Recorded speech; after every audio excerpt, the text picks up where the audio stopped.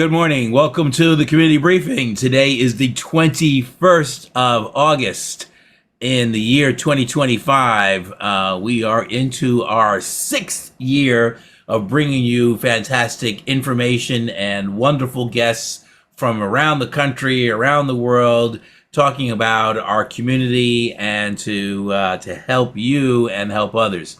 Our guest today is Tara L. Taylor, and she'll be joining us momentarily. My name is Gregory Sneed, owner of the Lifesaver Financial Services, where I help my clients feel better about their money. And soon, coming soon, a new division of our business to help people with their money. So stay tuned. We'll be checking it out momentarily. And now, it's my pleasure to welcome to the virtual stage the August Women in Business. Is this the Women in Business Month? Women in Business Month, I think, something like that. Black Business Month, something. Business. Business. She frees me for a little business. Yeah, there's business, and then there's business. I'm stalling because Crystal right now her video looks like it froze, so we're gonna wait for a few minutes for her to thaw out. And if that doesn't happen, Robin, I think you'll go up and then Crystal will join. How about that? How we do that? Sure, that's great. Good day, everybody. Robin Billups with the Billups Group. I work with folks to help them get to a strategic framework around the dreams and aspirations that they have, either personally and professionally.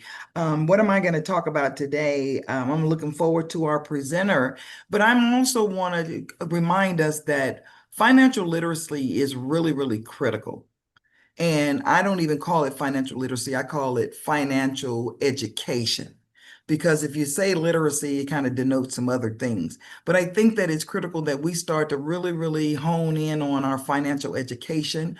One of the reasons why we do the community briefing is to inform, to illuminate, to educate, and identify resources. And so one of the resources that I wanted to illuminate is this EverFi program that's through the LAUSD school system from K through 12-year-old students. Please remind folks to take advantage of that. It's a curriculum that's offered by the school. As you guys know, Crystal annually, regularly, twice a year at least, has a business boot camp for these young adults, for the young people. So again, the earlier we can get involved and be exposed to how money works, then we can do a better job of being stewards of our funds. So I'm going to pass it over to Crystal, who now she's unfrozen. Did you go in the microwave? She thought out. Yeah, she put in the microwave and thought out. There's my nephew's home, so I think he's gaming over there on the Wi-Fi. So you know what happens there. Yeah, all you do is stick it outside for a minute because it's hot out there today. Right, exactly.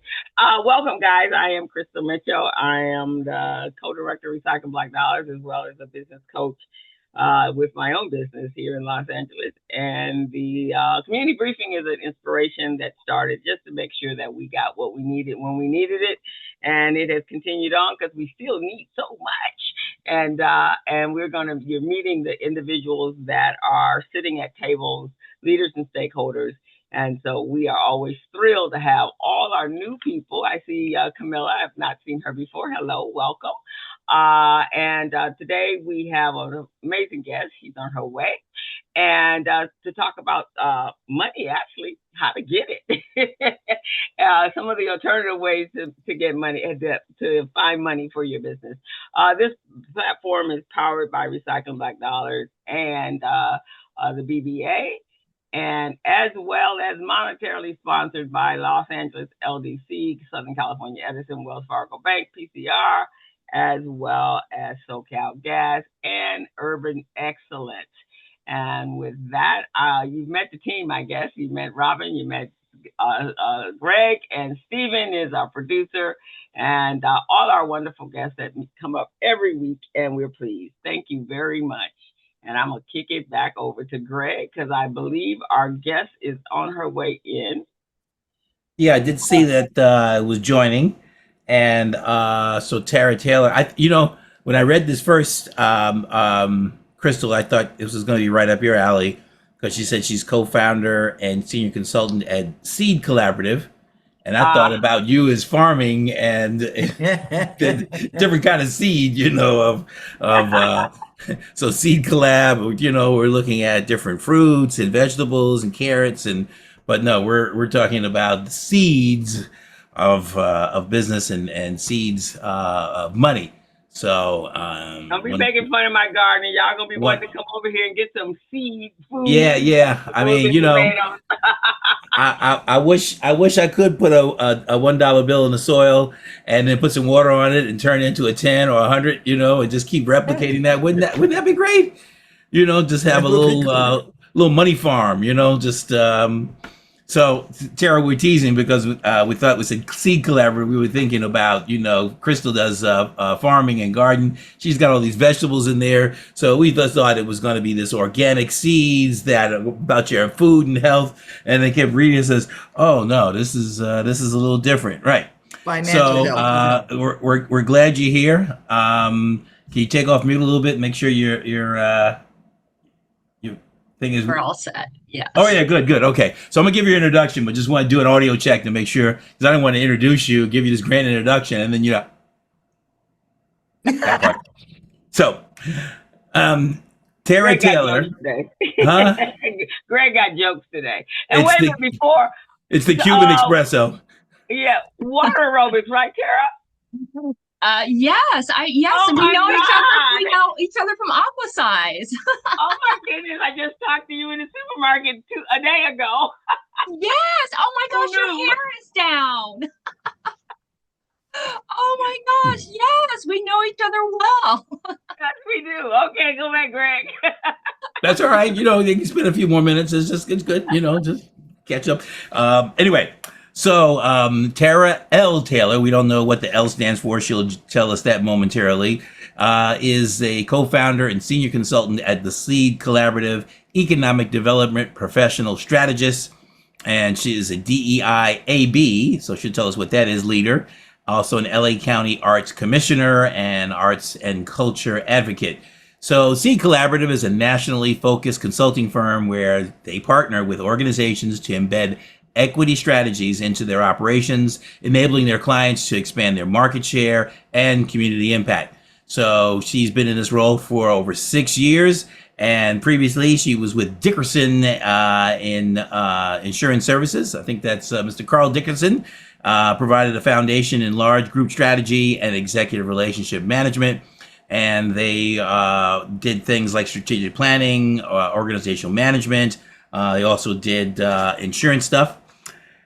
She has been with the Community Financial Resources Center. She was a VP and Chief Operating Officer, also a development director with them, the ICA Group Leaf Economic Assistance Fund, and was there for a little while. Also, First Night Boston, Director of Development. She has a degree, a Bachelor's of Arts from Wesley College, so might be from the East Coast. She also has a Master of Arts from UCLA and a Certificate of Real Estate Development Finance. Again, we don't know where she's born and raised, so she's going to share that with us. Maybe Massachusetts, we don't know, so we'll find out. Or maybe she's LA. So please join me in welcoming Tara L. Taylor. Thank you all. I appreciate being here, and thank you so much for extending the invitation to join you join you in the community briefing and your audiences. It's a pleasure to be with you all. I have participated in your other briefing sessions with your audience, and it's a pleasure to be with you. So I'll tell you a little bit about my background. I'm originally from Denver, Colorado. So that's where I was born and raised. And as Greg mentioned, I attended Wellesley College. That's what brought me back east. And I lived there for a little while and started my professional career working as a development director for an arts organization that hosted a citywide New Year's Eve festival as an alternative to sort of the traditional drinking and revelry.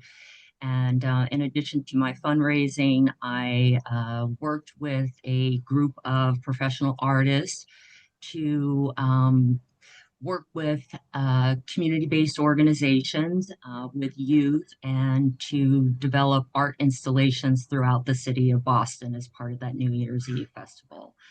I used my fundraising background to then transition into more community-led activities, and I joined LEAF, the Local Enterprise Assistance Fund, which is a CDFI doing venture capital development, and that's where I honed skills in finance, working around uh, ESOP organizations and raising debt and equity finance capital to help businesses that were threatened with going out of operations to set up employee stock ownership plans to ensure that they could stay in the community and preserve jobs. Um, After that, that's when I made my transition out to the West Coast. And it wasn't necessarily for professional reasons. I was actually following my heart. At the time, I was dating a young man who was finishing business school, whom I had met in Boston.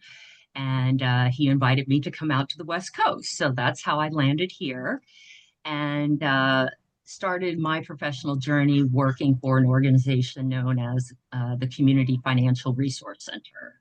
It was led by woman named Pharessi Hogan Rolls, if any of you remember her. And she brought me on to do fundraising. So I brought those skills back into play and I stayed with her for 16 years. And at the time, we were a small crew of 5 members. She was the second executive director of that organization. And we grew from 5 to, at our height, we had 47 employees. And we were primarily a business lending institution, but we grew from there to do housing, um, financial asset development for low to moderate income individuals. And we were also co-located with several different organizations from SBDC to consumer it was consumer counseling centers, as well as Sedley and a few other organizations over the years. And so we did fantastic work, and over time we actually rebranded as Rise Financial Pathways, and we did tremendous work. We were a public-private partnership with the City of Los Angeles, community-based organizations, and community organizers.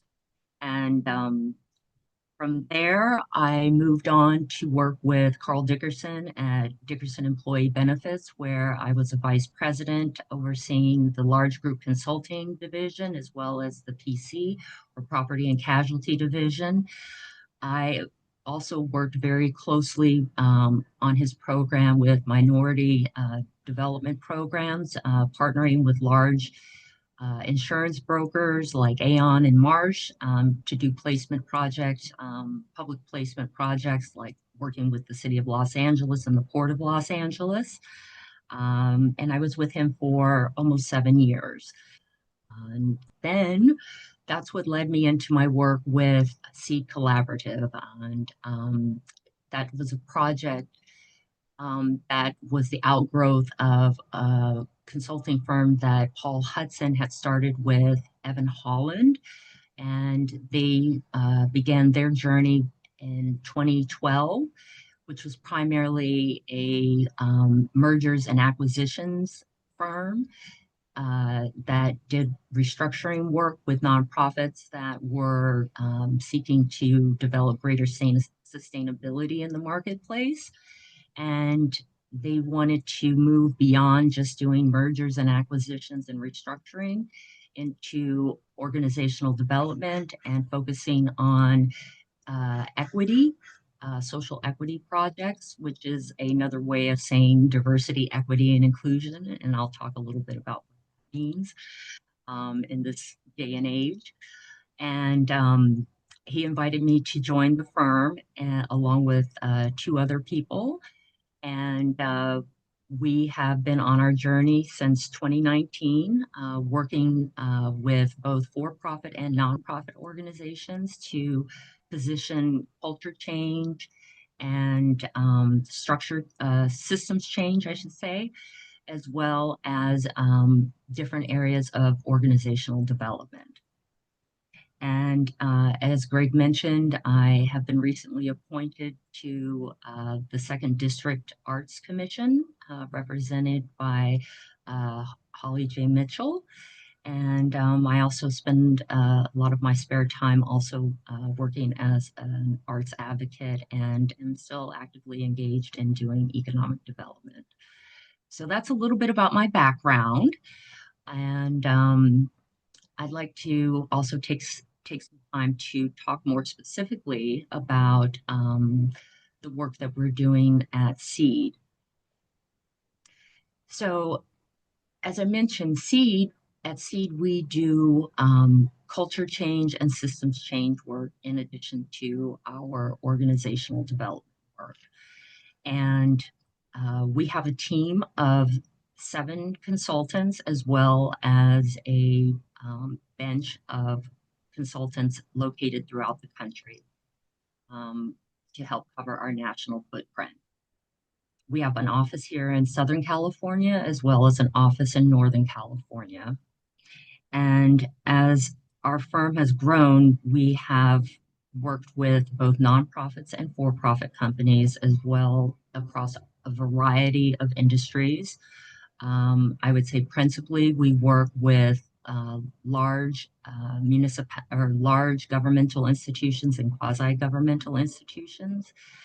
And we have also done quite a bit of work within the education sector and with healthcare institutions and with culture-based institutions. That can range from museums to various types of arts organizations, etc. Typically, what we are brought in to do is to figure out how people can work better together. Oftentimes, we're asked to address how there are changes with respect to cities, it's changing demographics, and how cities can effectively address the needs of these new demographics that are emerging in their cities. Within governmental institutions, it's figuring out how employees of diverse backgrounds can feel more appreciated, how departments can get the best out of their employees and have a better sense of belonging and appreciation. An example of that might be or would be employees working within LA County. Large institutions like that see employees of different age ranges, different ethnicities and backgrounds, different capabilities, working in different management levels. And how do you recognize all of these employees and the contributions that they are making to these? And so oftentimes people at different levels may not feel like they're being recognized and their contributions are being valued. And so we're brought in to help figure out how do you create a culture where everyone belongs, if that makes sense. So we come in, we do a variety of assessments, surveys, and we also figure out, are the policies and procedures, are they addressing the needs of all employees? And are there methods and methodologies that can be changed in order to recognize all of the employees within the system of the organization? So those are some examples of the types of work that we do. And we use a variety of tools to do that, and we use different types of methodologies. One of the primary tools that we use is something called targeted universalism. And if you look at our website, you'll see that throughout our information that we provide. And it is a practice or philosophy that was developed by one of our co-founders, and his name is John Powell. John Powell is a professor of law and African American studies at the University at Berkeley. And he developed targeted universalism as a alternative to traditional diversity, equity, and inclusion programs. Traditional equity or traditional diversity, equity, and inclusion programs tend to look at solely numbers and count heads and look at how many people are in this category or that category, and tend to make blanket approaches to looking at how many folks may be in one category or another, and then apply a sort of general assessment to how to serve a particular group or address a particular problem within a setting. And targeted universalism looks at it differently. It seeks to create bridging and belonging, and it strives not to create tension amongst groups and issue around scarcity of resources. What it strives to do is to say, for example, if you're looking at trying to achieve, for example, excellence across education, and you want all students in proficiency around learning. Well, not necessarily all students are going to come from a similar background or have a similar lived experience and exposure to education. So providing a blanket approach to that goal of proficiency is not going to work for everybody. You have to provide a targeted approach. You'll have to look at how everyone is uniquely situated. And that's a key component to targeted universalism, which seems like, that seems, obvious, right? But to most systems, that is how people approach the problem. They say, well, we're going to come up with one solution and we're going to make that, our universal strategy. Target universalism says, no, that's not how you're going to achieve success. If you're going to have a universal goal, you have to have targeted approaches. One, because if you don't, you're going to create issues of tension. You're going to have issues of scarcity. The issues of tension create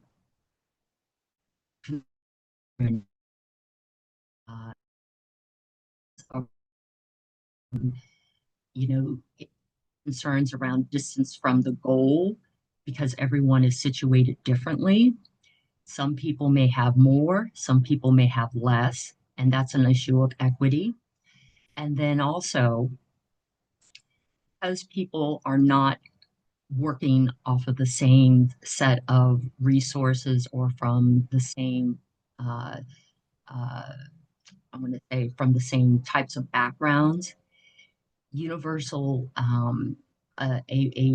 a blanket approach doesn't allow for people to achieve the same level of success or maybe necessarily meet the same goal at the same rate. So that is part of the reason why you actually need to have a targeted approach. And that is why we believe at SEED, our approach and our strategy is most successful. And indeed, we have seen our approach derive the most success in terms of the work that we have done. I see here a question in the chat.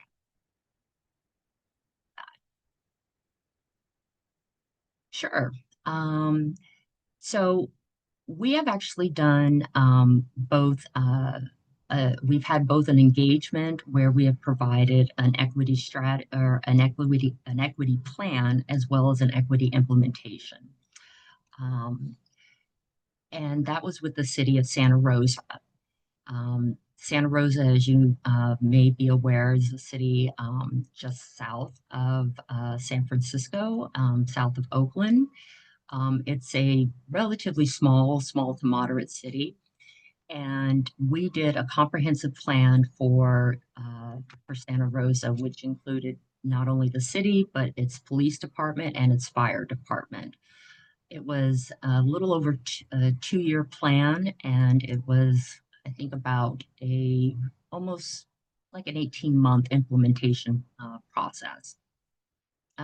We conducted both an assessment, which included a series of focus groups, interviews, and surveys to glean a better understanding of how the city was situated and to get an understanding of the sentiments of the employees there across both the fire department, police department, and the employees, understand how they were actually feeling about their placement within the city and the practices and policies, which informed our strategies on how we could improve what was happening in the city. And from that, we used a co-creative process, which is also important in terms of our work. We don't just come in and give our recommendations. We use the information that we glean from the employees and the leadership of the clients that we work with to help them to develop process and plans and strategies that work best for them. We don't necessarily say that we know exactly what's going to work best for them. We actually co-create with them to figure out what's going to work for them, because at the end of the day, this is going to be a process that they are going to have to live with. So we co-create with them. We also use a process of our methodology, which is known as phenomenology, which is a fancy word of saying lived experience. So we take a lot of information from them to understand, Say that one again. What's the it's term? it's called phenomenology. Yes, it's a fancy way of saying your lived experience. So what you go through day to day, how you go through your your work life, what you experience in your job. These are things that help inform us how to go about developing processes and procedures to improve the work environment and practices that can improve the experience of employees. Yes, that's correct. Life scientific research. And so through these approaches and practices and methodologies, we work with them to define a new structure for the city and new practices and policies. We also use a strategy or a process called consensus decision making. So we oftentimes use structured committees that work with us together. They're formed by the employees and leadership teams of the cities or within the institutions that engage us for consulting. And they are often part of the project teams that we work with in the development of the equity plans or implementation plans that we are assigned to develop. And they work with us in a process of consensus decision making, which involves establishing proposals. And as we develop the proposals, the teams actually have to come to agreement as a whole. And if they all don't agree on the process, then we go back and we reframe the proposal until everybody agrees on the process, and then we move forward. So we don't actually leave people behind in the process. We have to ensure that everyone is in agreement before we can move forward in the next step of a process. And that way we don't have people who are, I call it being left behind. We want to make sure that there aren't dissenting voices. We want to make sure everybody has a buy-in, or everyone is bought into the process and the practices that are established within the system that we're attempting. Does that make sense? Yeah, because dissenters didn't morph into haters. That is correct. And you want to make sure that when you're establishing new practices and policies that you have the buy-in of the whole, and that you're going to be able to move forward successfully in the implementation of the work that you're developing. So do you ever get to a point where it's you don't ever get there, and then do you then exit the strategy or tase the dissenter, or I mean, what do you do, to get that forward? Because that sometimes you have somebody just be very difficult. So that does happen. What we do is we go back and we reframe the proposal. So we'll ask, what do we need? Where do we need to go to get you on board? Or do you have an alternative proposal that you can come to agreement with? So we don't move forward. We do ask for input. We ask where do you need to tweak this proposal, or where are you having issues with this proposal? And sometimes there is tension in the room. But we always say, I mean, if there is no wrong answer. If we have tension, there is such thing as good tension. We work very hard to build trust. That is something we do in the very beginning of our processes. We work to build trust amongst the cohorts that we work with. We have processes to do that. Oftentimes our engagements are longer than, I would say, the typical consultant, because trust is an important element of the work that we do. We work very intimately with our clients, and when we propose an engagement with a client, we are very upfront about how we work with clients, that trust is a key component to the approach that we use, that there may be times where clients may find it difficult to, how can I say it, to get into negotiations, because we are dealing with very sensitive topics. Human beings are sensitive. They can feel issues personally, because we are dealing with their work, their day-to-day, their representation in the workplace. And so these can be tough topics to discuss. And often because we are discussing issues around race, identity, and culture, it is sensitive. And how people show up in the workplace and how they're represented can be challenging to talk about, because, well, oftentimes individuals, BIPOC employees have been in tough situations in the workplace, and having issues of identity and being authentic in the workplace have been challenges for a number of our clients.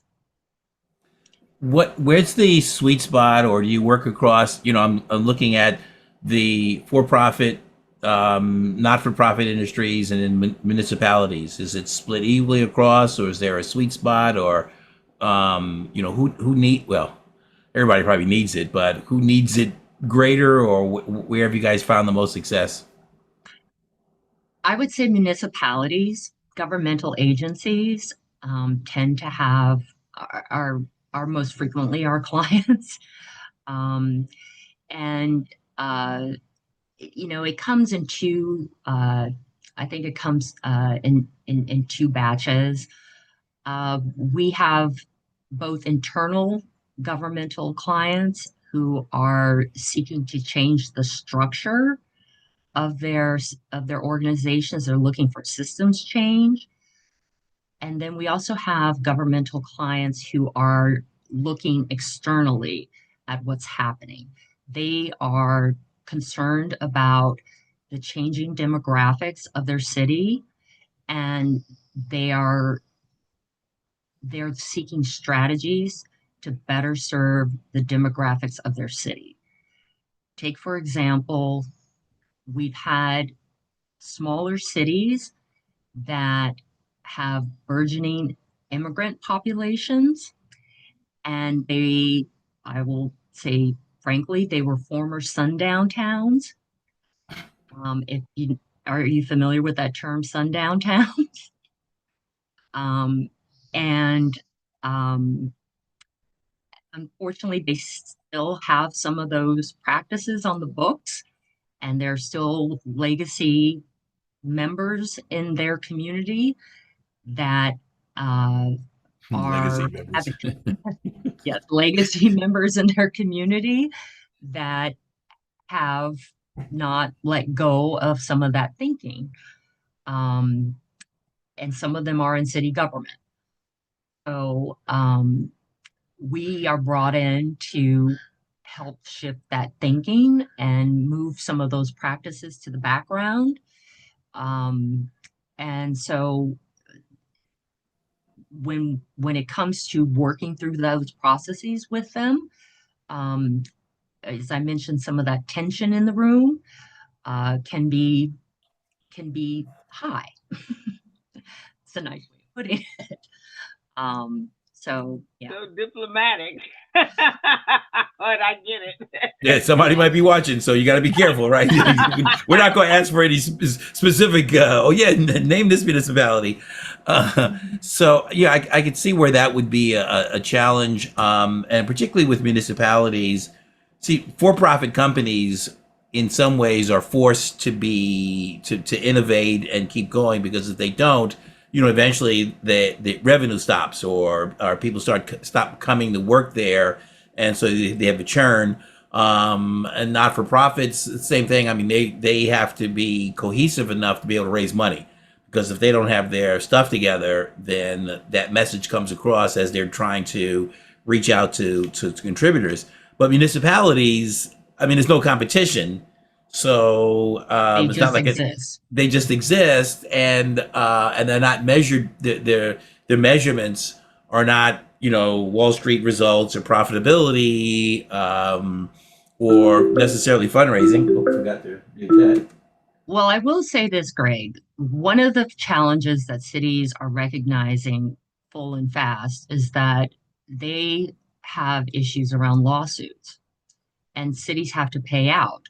And so that, in terms of risk management, those lawsuits can be hefty. And that's So there's the money incentive there to reduce the litigation costs, because you've got people suing because of the sundowning mentality, and new folks in town. So yeah, I get that now. So that makes sense. And I will say that we have been brought in due to lawsuits. Right. People are motivated to address those issues because of their insurance issues. Yeah. And avoiding future lawsuits is a great way of comparative to say, well, you can pay our fee, or you can have this lawsuit, which is going to be fivefold what our fee is going to be. So, anyway, Robin, you had a question? Yeah, I just wanted to ask, in this current environment that we're operating in, when you're doing your business development for the services that you offer, certainly HR is in the mix. But generally speaking, who is it that engages you guys? How does that work? I worked for an organization and created supplier diversity, and I would always mimic the fact that the president, CEO, chairman of the board decided this is what he wanted to do for the organization. So it's not my program and it's not my push. My job is to educate, illuminate, and track. So talk to us a little bit about, in the environment that we're in right now, especially dealing with municipalities. The beautiful thing is we are in Southern California, but I can't even imagine what it looks like, in the Dakotas or Missouri, which is where I'm from, yada, yada, yada. Yes. So, so to your last point, most of our business comes from blue states. So much more progressive communities that are, seeking to keep the momentum, move the dial, and ensure that communities of color, BIPOC communities, are continue to be represented. Um, we do get, as I mentioned, because there are, maybe issues of, I'm going to say violence or EEOC issues, um, they may come to us and actually ask for assistance to address those kind of concerns. Um, Oftentimes there'll be a city manager who needs assistance in the city because of changes, recognizing those changing demographics. They will come to us. We like to coin it as visionary leaders. We talk about that on our website. Um, People who kind of see the writing on the walls and want to be ahead of the curve, looking to advance opportunities, recognizing that we are in a changing world where people of color, people of diverse backgrounds are more of the populace than homogeneous folks. They want to be able to capture that ROI and be in front of that public and be in front of that community to capture those opportunities to serve a greater community. And then I think with working with nonprofits and those types of communities that are really out there serving the front lines of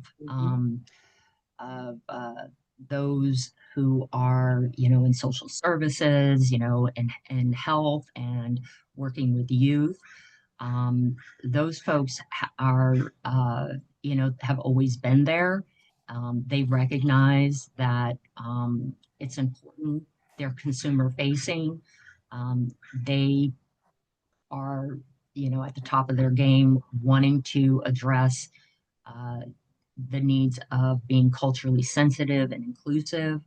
And so they recognize the need to engage firms like ours, and have always been driving equity. And we're looking for the latest strategies and opportunities to um, uh, continue to do their best. Share with us a little bit about how Seed Collaborative started, and was it John Powell, and also what are the opportunities for others to kind of join in with you guys? Are you recruiting? Are you adding to staff? So Sure. So we actually we have a unique story. Seed actually is the outgrowth of a previous firm. It was called Hudson and Holland. Paul Hudson and Evan Holland. They started in this work back in 2012, and they were looking to grow the firm. And in 2019, Paul and Evan ventured out, and John Powell joined the firm. Actually, Paul and John go back to law school together at UC Berkeley, and they decided to move into the social equities. And as I mentioned earlier, John developed a philosophy alongside another professor at Berkeley that was focused on advancing equity and beyond just a traditional DEI lens. And Seed, Hudson and Holland, which became Seed, had an opportunity to do some special work in Washington State, working with an ACH, and that really launched the expansion of the firm. And so, in addition to Evan, John, and Paul, I was brought on, and we also have another co-founder, Michelle Lathan. So it's really together, the five of us were the original co-founders. We've had additional team members join us. We have a core team of 7 that work with us between Northern California and Southern California. And we have, I think it's about 5 to 6 bench consultants located throughout the country that help support our work. And if you check out our website, you know that we're currently hiring for a consultant that will add to our team. And we're continuing to grow. We've served well over 200 clients, um, and our primary footprint is on the West Coast. And but we do work throughout the country. We've done work on the East Coast, Chicago. We work primarily remote, but we do see clients face to face, and we work across a variety of industries. So our work is not isolated to one particular industry. Uh, Issues of culture change, organizational development, um, is something that everyone is looking for.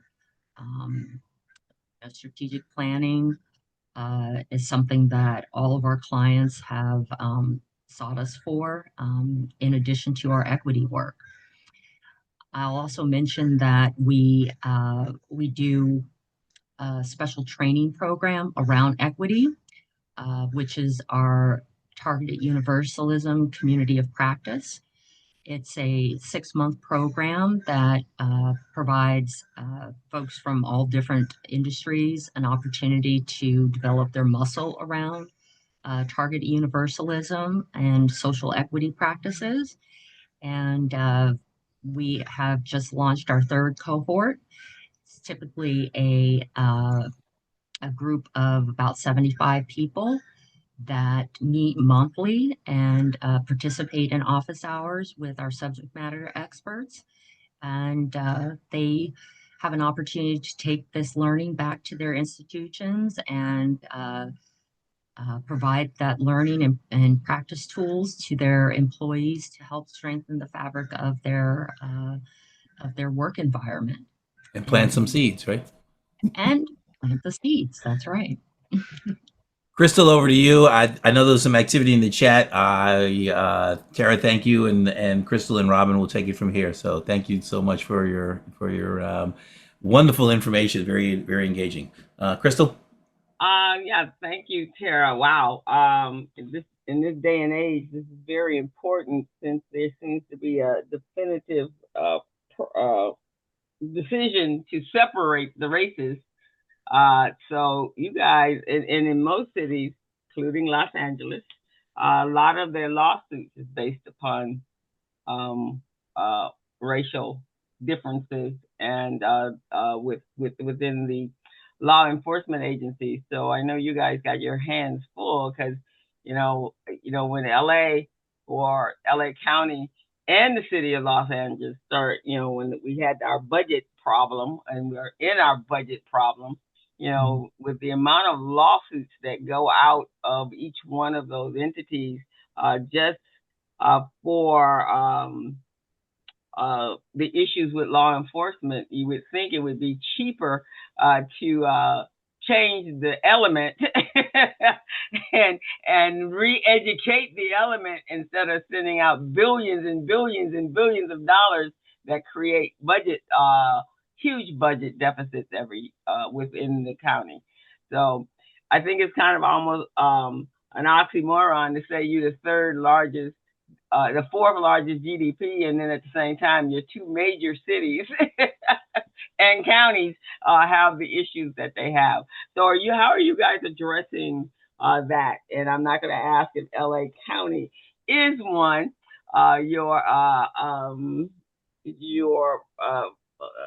clients, but how would you address that if they were? Well, so I will say this. We do provide consulting advice on strategies for municipalities to address these particular issues. We have worked strategically with public agencies to create opportunities for them to course correct and to build capacity to address these issues, and to be preventative and avoiding these obstacles. I will say that we've had experience working with our local agency, if that answers your question. Okay, that does. Paul Hudson, founder of Broadway Federal Bank, before it became, when it was formerly Broadway Federal Bank, now it's City First Bank. I know that was a different Los Angeles at that time. The co-founder the founder of Recycling Black Dollars worked very closely with Broadway Federal, Mohammed Nazardine, in order to bring the Black dollars over to that bank when it first. Now we had a major relationship and still have a relationship with him. That's where RBD's bank account is and mine is as well. So now I understand, because Paul, it was a different LA. It was a different LA County. It was a different everything back when the BBA started, which is the Black Business Association, Recycling Black Dollars, all of the organizations that have been in our communities, the Los Angeles Urban League, for years and years and years. And we were much more inclusive. And now we're seeing some different things going on. And so it's difficult for those of us that have been here and grew up here and have lived here all our lives to see what these changes are. And I'm sure Robin can back us up, because she's been one of those individuals. So Yeah, look who popped on screen too. I was going to say, Paul, do you want to say a few words? Yes, he will. We're demanding it. Jackie would be so happy to see this, so I'm gonna make sure she gets this, because she's always asking about you, Paul. Hey, Paul. Well, I see. Hi, everybody. I see so many people, so many familiar faces and friends. I appreciate the love. I just came to support Tara and check out Community Briefing. So Thank you. happy to be here with all of you. Thank you. Thank you. Glad to have you. Thank you for joining us today. You know, and to your point, Crystal, Tara, thank you so much for what you guys are doing. You know, my philosophy has always been, if there was some kind of way to bring the cultural corporate mindset to the institutional environment, you know, maybe we can get some changes there. And what you guys are doing is much needed. No question about it. I was talking to a young person earlier. When I first came to LA and became a lender, I was housed in Glendale. You're talking about a sundown town. We're talking 1977, 78. And it wasn't until late 78 that I realized that the CCNR said that I was not supposed to be up there past 6:00 p.m., you know. And so again, those laws are still on the books, those folks are still in office, those things still do exist. And I just honor the fact that ASEED Collaborative, the coaches that are on this call, the folks who dial into the community briefing, our regular folks every week, we are all here champion for what you do, because we're all doing that same work. You know, we as I was listening to Al Sharpton yesterday on Sirius Radio, and you know what he said?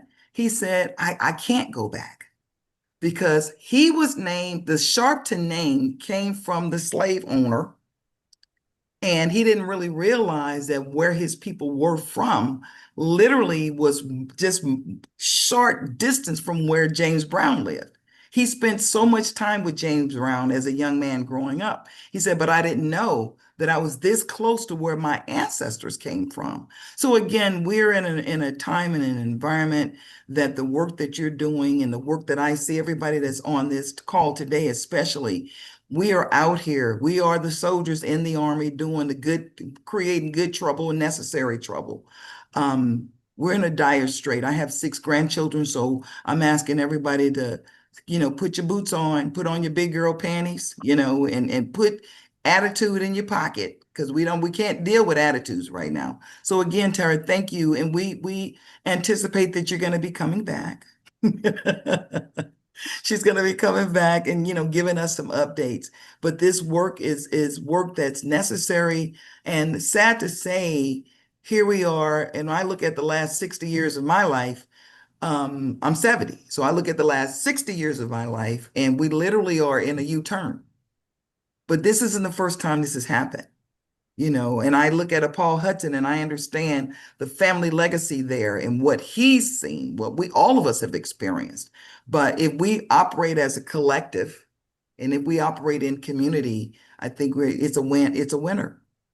Yeah, big girl panties. That's right, Greg. Big girl draws, big girl panties, big boy briefs, big boy draws, whichever one you want to name them. You are absolutely right, and we're coming to the end. And Tara, thank you so much. Now, when I see you at the pool, we'll be a different conversation we'll be having. That's right. That's right. Who knew? That's right. And you're so connected to everyone that I'm connected to. That's even more. That's the wonderful part of social media and networking and connecting and being part of the community. And Crystal's got to share with you her seeds. Yeah, my seeds, right? Exactly. And I work with kids as well. I teach them how to be entrepreneurs. But in our last 2 minutes of our show today, there are some major things happening, and the midterms are coming up. And I know a lot of us have tried to stay away from what is happening in the media, but it's really, really critical now what's going on with the redistricting and what has happened in Texas. I think it's just deplorable to hold someone that has campaigned and is working and is a representative of the United States, to hold them hostage because that you're demanding that they think and feel the way you do. That is not the America that we want to live in, and that's definitely not the America we want our children that's coming up behind us and our young people to live in. So this is the time, guys, for us to start speaking up. However you do that, you guys, we need to send letters, we need to send editorials, we need to demand that this insanity that is going on in Washington and in the federal government, the disrespect of the Constitution, which we all have to stand up to, and the laws that we have to follow, it's out of hand now. It's definitely out of hand. Last night, they took a 6-year-old child. Who the heck knows where she's going to end up? And we just cannot continue to see it. So it's time for us to all rise up. Yep. We don't have to be in the street, but we all are very intelligent individuals with the ability to write letters and to use our social media and to just create havoc. What Newsom is doing today, he's fighting fire with fire. We got to take off the knife, as she said, Robin said, take the big girl panties, pull them up, and get out there and start to fight. And we got to fight like they do. We can no longer be the nice people thinking that they're respecting that. They don't respect anything but what they give. And so it's time for us. So use your social media, whichever platform you have the biggest voices. If you have young people, then have them use Instagram and use TikTok and start to make these people very uncomfortable. We cannot afford for the state of California to become red. Truly. We need to back these people back. They have lost their minds. And so as citizens of this country, and we don't necessarily want to move to another country, but we may have to if we don't start speaking up. So it's time. So we cannot let history go down and say we didn't say anything. So I know as Black folks, we've been standing back on the back. We've been doing our stuff because we put our hurting on Target. And Target now has had their CEO to step down. They're actually even thinking of bringing in a Black CEO. That it's gonna take more than that. His face, just because his skin is colored, don't mean we're gonna spend our money. But there are a lot of organizations that are behind this. We got to push that back. We got to push the oligarchs back. Without customers, and that is us, there is no country. So if you eliminate all our resources and all our ability to make money, to survive, to drive revenue. And the Black population is what, almost $2 trillion of buying power. We need to make that speak for us, right? One other point, Crystal, that I heard yesterday that I don't think people are thinking about. When you look at the state of California, we're losing so many jobs in technology, right? When you look at the Washington, D.C., they're losing so many jobs in the federal government. And last hired, first fired. What does that mean? That's people of color. That is just strictly people of color. So, folks have been able to move up in these jobs, but they weren't paying attention to what was happening in the marketplace. And so again, the information that Tara has provided us is these are things that we cover weekly here on the community briefing about what do you need to do? What should you be looking out for? And the resources are there. Just take advantage of them. Yeah. You don't have to, nobody has to operate alone. Put it that way. Yeah. So we need your voice. I don't know if you're pro or con Newsom, but he is doing a fantastic job. Last night, I couldn't even sleep because I was enjoying TikTok so much last night. Let's speak out, guys. It's time for us to speak out. I know a lot of us are on the backside of this race, but our children are not, our grandkids are not, our great grandkids are not. So we cannot allow what is going on to continue. We cannot do 3.5 years. We need to get rid of him. We need to get rid of all of them. So whatever that message needs to be, if you have a problem with words, go over to chat and they will pull you up a brilliant letter that you can send, and keep sending it every single week to everybody. Ask your family, your children. So this is my request. This is a call to action. Everyone should get involved. Those of us in the Black community, we got to come together as unity. If you take all of our voices, all our people, we represent 13%. That's still pretty significant, along with our Latina, $2 trillion in spending. And our Latina family, as well as our Asian family and our allies that's within the white community. Let us our voices be heard. Let us be heard. It's time. And I don't think yesterday he was asking, he wanted to go to heaven. So I think he might think that his mortality might be in question right now. Now he's not going to heaven, but heaven is closed. Heaven and possibly hell is closed to him right now. But anyway, so when people start talking about heaven, they actually are concerned about their mortality. So I think there's a big change in it, and let's be part of that. So that's all I'm going to say. And I will be on my soapbox. You guys know who I am and what I do. It's just what I do. So, but we want to thank Tara. Thank you, Paul, for coming to visit us, and everyone else. I think we got quite a number of people here that I haven't seen in a while. So welcome. And then, of course, our family that's always here. So, guys, it's 12:05. Wow. Hey, Kevin, Caleb, haven't seen you in a while. Come on. So now, guys, so we'll see you next week. Stephen is gone. Our guest next week is Cynthia Davis, I believe. Did he put that in the chat? Yes, Cindy Davis, and she's a senior healthcare and living transition housing expert. Okay, so you guys come on back, tell a friend.